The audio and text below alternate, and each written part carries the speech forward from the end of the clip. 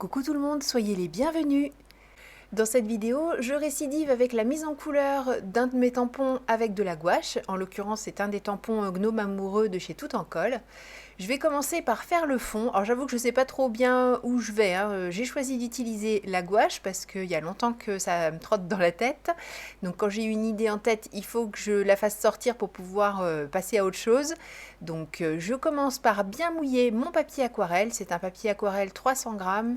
C'est un papier pressé à froid, si je ne dis pas de bêtises, avec un grain fin. Donc j'humidifie bien mon papier sans pour autant qu'on voit vraiment l'humidité. Je fais en sorte d'enlever ce qui pourrait être en trop. Et ensuite, je vais utiliser ma gouache un peu sur le principe de l'aquarelle, c'est-à-dire en la mouillant beaucoup pour avoir quelque chose d'assez fin sur le fond de mon papier. Bon, sauf que je ne l'ai pas dilué suffisamment, c'est quelque chose quand même de très très pigmenté ce que j'obtiens. Bon, je ne me décourage pas pour autant, je continue, j'ai mis mes petits points jaunes un petit peu partout, je vais faire pareil avec des petits points verts. Pour ça, je rajoute un peu de bleu au jaune que j'ai déjà.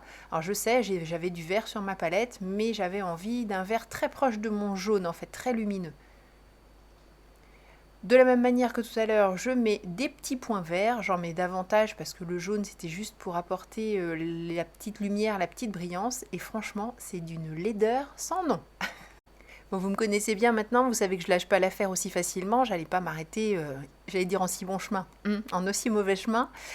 Je prends un pinceau à réservoir d'eau. Je ne m'en sers jamais de mes pinceaux à réservoir d'eau, mais je me suis dit, tiens, puisque je l'ai sous la main, autant s'en servir. Et je barbouille, je gribouille, donc je grabouille. Voilà. Et bon, ça ne s'améliore pas vraiment pour le moment. On va voir comment ça se passe dans le futur. Donc on a compris, ce que je veux c'est essayer d'unifier un petit peu tout ça. Donc je prends un autre pinceau, un qui est fait exprès pour contenir beaucoup d'eau. Et à nouveau, je fais de la barbouille. Et je me dis qu'on voit beaucoup les petits points jaunes, donc je vais essayer de foncer une certaine partie. Alors foncer, mais je suis partie carrément dans du bleu très noir, enfin du n'importe quoi. Je me suis peut-être dit, oh bah quitte à ce que ce soit raté, allons-y gaiement. Bon, toujours pareil, hein, je ne lâche pas l'affaire, je continue sur ma lancée. Comme je trouvais que c'était très bleu-noir et que j'avais plus envie de quelque chose de vert turquoise en fait, ou bleu turquoise, en tout cas pas noir, ben, je rajoute mes couleurs, je repars sur celles que j'avais déjà pour essayer de faire en sorte de tout fondre bien ensemble, voilà. Et je fais une grosse barbouille de fond. Bon, l'idée c'était d'avoir une sorte de point lumineux et puis du plus noir autour. Alors, bon, on va dire que y a une vague idée. Pour essayer de faire en sorte d'unifier encore un peu plus, je garde mon pinceau que j'essuie très régulièrement parce que sinon, vous voyez, j'emmène du foncé dans la zone que je voulais garder claire au milieu. Enfin bref, j'essaie d'enlever un peu d'épaisseur de peinture, faire en sorte que ce soit un peu plus léger tout ça. Et puis on obtient au final une espèce de percée de lumière dans un ciel d'orage. Voilà, j'ai choisi de voir les choses de manière un peu poétique pour enlever un peu l'idée de cata de cette réalisation. Alors mon point de lumière en plus je l'ai vaguement là au milieu, mais je voulais que ce soit un petit peu comme une sorte d'étoile en haut à droite. Donc je prends du blanc et puis je vais tâcher de l'affadir un petit peu, de le faire se fondre avec le reste parce que j'ai pas tellement envie qu'on le voit beaucoup. Alors comme j'ai pas laissé suffisamment sécher, forcément j'emmène la couleur de fond, ce qui m'aide un peu à fondre le tout, mais c'est franchement pas l'idéal la manière dont je m'y prends. Là je fais des tas de bêtises, mais j'essaie d'en tirer mon parti et de faire en sorte d'essayer d'obtenir à peu près ce que je souhaitais. Bon, on va dire que pour le moment, ça me convient. Je vais faire tout le bas de mon sol, en fait, là où je vais poser ensuite le personnage, mais beaucoup plus tard, puisque ce sera une fois que tout sera fait, tout sera sec. Pour ça, j'utilise du gris bleuté, mon fameux gris bleuté que j'ai créé un peu par erreur, mon monstre, je l'utilise quand même. Et puis je vais faire aussi des silhouettes de champignons, enfin je m'essaie, hein. En fait j'ai vu pas mal de petites choses passer, donc j'essaie de me souvenir de ce que j'ai vu, de ce que j'ai envie de faire. Voilà, je puise dans ma petite tête. Euh, Bon, visiblement, tout n'est pas toujours très clair dans ma tête, mais je trouve ça mignon, ces petites silhouettes de feuillage, de champignons. Voilà, ça me fait plaisir et c'est ce que j'avais envie d'essayer. En fait, j'ai filmé au fur et à mesure sans vraiment être sûre de partager avec vous, parce que je me doutais bien que ça allait pas être fantastique et qu'il valait peut-être mieux que je garde ça pour moi. Mais bon, finalement, je me dis que partager avec vous, c'est rigolo aussi. Vous voyez un petit peu mes petits délires. Je partage pas toujours tout avec vous, donc là, je me suis dit que pour une fois, même si c'est un peu loin de ce que j'espérais obtenir, le final n'est pas aussi catastrophique, donc je partage avec vous. En fait, au début, je voulais créer juste cette scène de forêt dans la nuit. Enfin, voilà, et après, quand j'ai mis le personnage, je me suis dit, mais faire un personnage dans la nuit, tout va être super sombre. Donc, c'était pas évident de réussir à obtenir quand même quelque chose d'assez clair. Parce que forcément, si j'ai tous ces champignons qu'on voit en silhouette, le personnage que j'allais faire, il n'allait pas être spécialement éclairé. Donc, une fois de plus, c'est sûrement plein d'erreurs sur les endroits où on doit mettre les ombres, les endroits où on doit mettre la lumière. Mais comme je dis toujours, ça ressemble un peu à ce que je voulais obtenir. Donc, ma foi, si c'est ce qui me faisait envie, allons-y.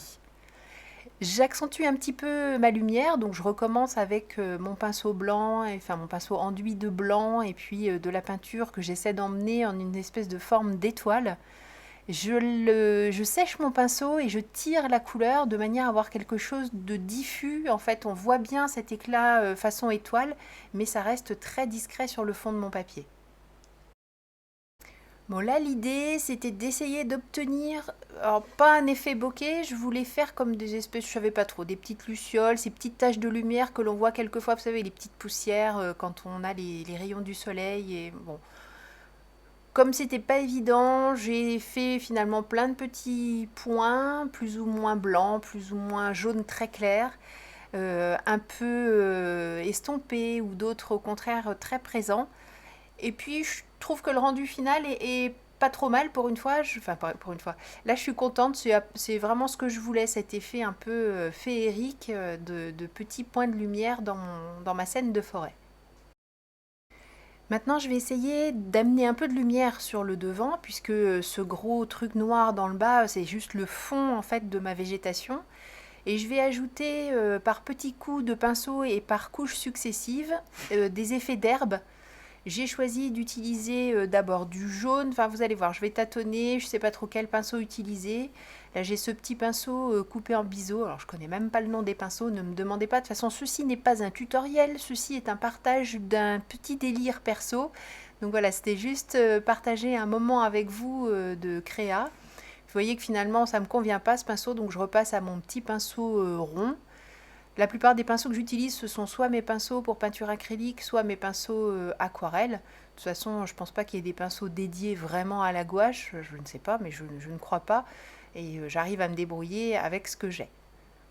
Donc l'idée, c'est de superposer les différentes couches, c'est-à-dire que je vais attendre que mon jaune soit sec pour passer à un vert plus clair, enfin un vert clair, puis un vert un peu plus foncé. Enfin, vous allez voir, je vais tâtonner.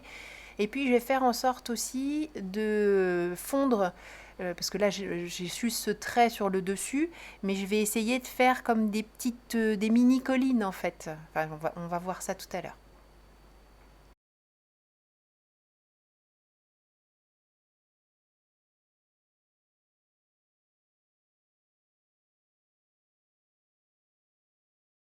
Bon, tout à l'heure j'avais quelque chose avec une seule ligne, et là comme je le disais, je fais en sorte de faire des petits monticules différents, des petites formes un peu bossues, pour faire en sorte que ce soit pas un gros aplat sur le devant là, qui aurait été un petit peu moche. Donc je rajoute, comme je le disais, tous mes petits points de bleu, non pas du tout, je suis obsédée par le bleu, de vert et de jaune. Je dessine cette ligne sur le dessus, c'est la partie pour moi qui est la plus éclairée, donc c'est normal que le vert soit plus visible.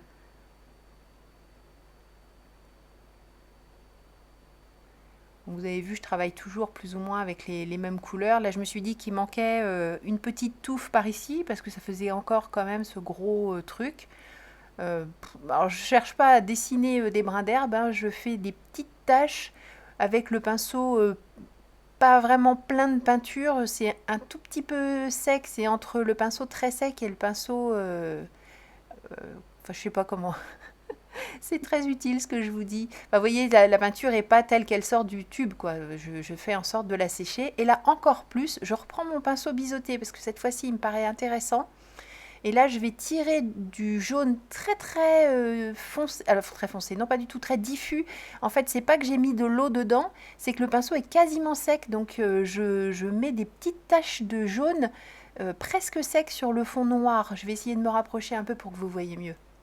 L'idée, c'est de faire une transition entre le haut très éclairé et le bas où il n'y a plus du tout de lumière.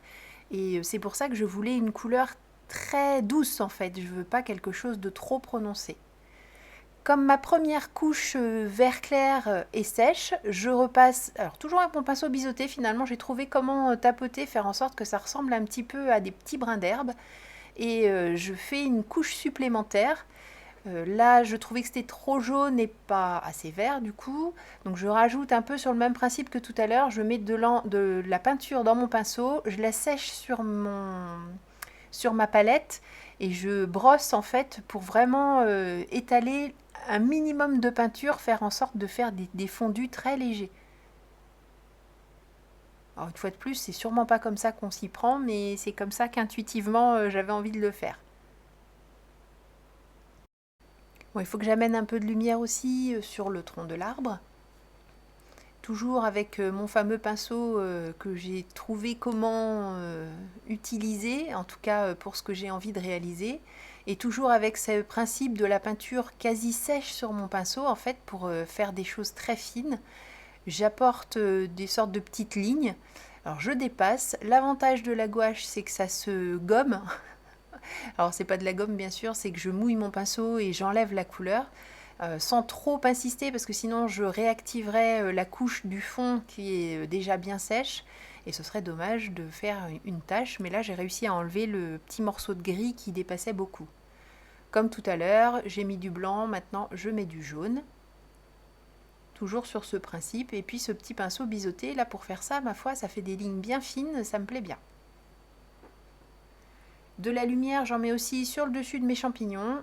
Sur le même principe, je fais ces petites lignes toutes fines, mais vous allez voir, je vais y revenir plusieurs fois parce qu'il y a des fois où je trouve ça trop gros, donc je vais faire en sorte d'affiner un peu et d'obtenir un résultat qui me satisfasse.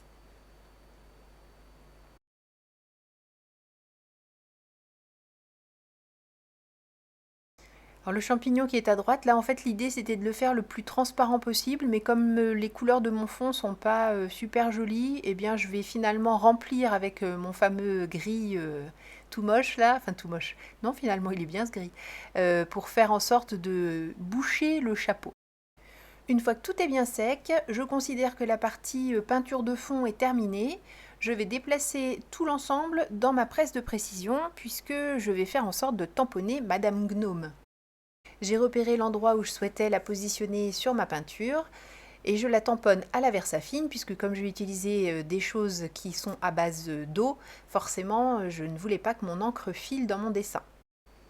Alors ce que j'avais envie d'obtenir, c'était quelque chose de très couvrant. C'est l'avantage de la gouache, en plus on obtient un résultat mat, j'adore ça. Je pense que dans le futur, je travaillerai avec mes peintures acryliques fresco finish parce que j'en ai plus l'habitude. Mais j'ai beaucoup aimé cette session gouache. Peut-être que je referai des essais, hein. Là c'était mon premier essai, il ne faut pas que je m'arrête sur ce failli gâchis. Le résultat au final ne me déplaît pas vraiment. Juste je trouve ça un peu sombre peut-être. J'ai pas su apporter, je pense, les petits besoins de lumière qu'il y aurait eu à droite à gauche. Je commence par le cœur parce que je m'étais dit, et si j'essayais de faire un cœur un peu comme un cœur lumineux qui ferait en sorte d'apporter de la lumière sur mon personnage et qui me permettrait de ne pas être obligée de le faire trop sombre. Et puis, je n'ai pas vraiment réussi à obtenir ce que je voulais. Donc, je vais continuer dans l'idée que ce personnage est quand même un peu dans la pénombre. Je vais Essayez de rester dans une gamme de couleurs assez proche de ce que j'ai utilisé jusqu'ici. C'est pour ça que vous me voyez repartir des mêmes bases. De toute façon, ma palette de gouache, elle est ultra minimaliste puisque ce sont les gouaches que je traîne depuis l'école. Donc autant vous dire qu'elles ont un peu de bouteille, mais la preuve que c'était pas de la mauvaise qualité finalement. Pourtant, ça avait sûrement dû être acheté en supermarché. Mais le résultat obtenu me convient pour un premier essai, comme je le disais. Je n'allais pas investir dans des gouaches, surtout que j'ai regardé les prix par curiosité. Si on veut de la gouache de qualité, hein, de la gouache artiste, c'est quand même pas donné. Donc comme je ne serai jamais une artiste de la gouache, eh bien écoutez, ça me convient très bien ces gouaches scolaires. J'ai fait le chapeau et la robe dans des tons de vert assez proches l'un de l'autre sans pour autant être les mêmes pour qu'on voit quand même une différence. Mais comme d'habitude dans ce que je fais en sorte de rester dans une gamme de couleurs assez peu étendue pour éviter que tout se promène. Vous entendez ma chienne qui rêve, je pense que cette peinture lui fait faire des cauchemars en fait. Une fois de plus, j'ai fait la bêtise. Alors, j'ai cru pouvoir tirer parti du fait que ma gouache n'était pas sèche pour faire des fondus. Je pense que ça, c'est une erreur. Je pense qu'il vaut mieux... Alors, il aurait mieux valu que je laisse sécher cette première pose de peinture assez épaisse, quasiment brute, sortie du tube correctement, puis ensuite prendre un vert un petit peu plus clair, un peu plus délayé pour faire quelque chose de plus fin, et c'est comme ça que j'aurais dû superposer mes couches en allant de plus en plus, en faisant en sorte qu'elles soient délayées. Je pense que le résultat sera meilleur, je referai des essais dans ce sens.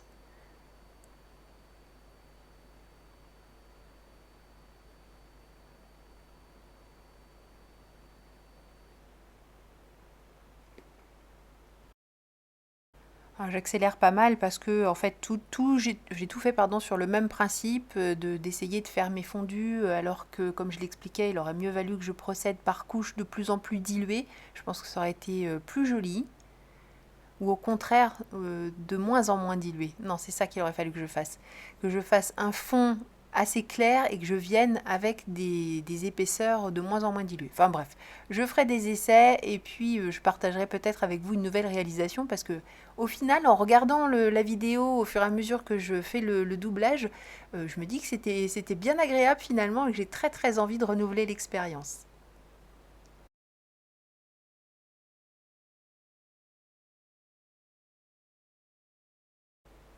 Alors, mon personnage commence à prendre tournure. Il ne manquait plus que des cheveux pour parfaire son positionnement dans la scène. Et ben, je suis contente parce que les cheveux, finalement, c'est peut-être ce que j'ai le mieux réussi. C'est quelque chose que j'ai toujours adoré faire. Je sais que quand on commence la mise en couleur au feutre à alcool, le truc ultime, c'est de faire des chevelures et qu'on adore ça. Bon, enfin, je dis feutre à alcool, mais c'est pareil pour les crayons de couleur. La plupart du temps, les réalisations qui plaisent le plus, c'est quand il y a des chevelures ultra travaillées avec toutes les ombres, tout. Bon, alors là, c'est pas ultra travaillé, mais ça me déplaît pas du tout. Je suis vraiment contente du résultat. Je rajoute des petites ombres par-ci par-là parce que ça a séché et que je finis par comprendre que en fait je tirerais mieux parti de tout ce qui se passe si je laisse chacune des couches bien sécher indépendamment les unes des autres avant de réintervenir. Et au final, eh bien, la petite ombre sous la petite demoiselle, quelques petites ombres par-ci par-là pour faire en sorte de terminer, et je lui fais des mains quand même. Quand j'ai fait le visage, j'ai complètement oublié de lui faire des mains, mais c'est souvent que j'oublie quand j'ai une chose à mettre en couleur. Je vais faire le visage et j'oublie qu'il y a le bas des jambes, les mains, enfin bref, j'oublie toujours un petit truc et il faut toujours que je réintervienne par la suite. J'avais laissé le fil noir, enfin le trait noir de l'ancrage apparent, et finalement ça ne me plaît pas du tout parce que ça faisait bizarre ce personnage avec un tamponnage posé au milieu du reste peint, donc j'ai fait en sorte de le cacher. Je suis intervenue finalement avec du crayon blanc, c'est un crayon luminance blanc, pour apporter les touches de lumière que je trouvais manquantes. J'ai même rajouté quelques petites bulles dans le fond parce que l'avantage du luminance en plus, c'est qu'on voit mieux le grain du papier puisqu'il ne va pas dans les creux. Enfin, j'ai choisi qu'il n'aille pas dans les creux. Donc ça apporte une petite note de transparence supplémentaire. Alors ça, c'est vrai pour les petits points dans le fond. Bien sûr, ça n'est pas vrai pour ce que je suis en train de faire sur le personnage. Là, ça reste bien blanc. J'en ai profité pour rajouter des petites choses aussi sur la végétation. Et puis je trouvais que ça manquait de petits points lumineux. Donc j'ai refait des petits points lumineux et j'ai accentué cette histoire d'étoile là qui fait ce petit scintillement au-dessus parce que j'avais vraiment envie que ça se voit davantage. Et l'avantage du crayon de couleur, là, c'est de pouvoir l'estomper, faire en sorte que ce soit quand même relativement discret. Et voilà, mon premier essai de scène à la gouache est terminé. Merci beaucoup d'avoir suivi cette vidéo. Je vous donne rendez-vous très bientôt pour une nouvelle réalisation. D'ici là, prenez bien soin de vous, créez et partagez autour de vous. Gros bisous, bye bye.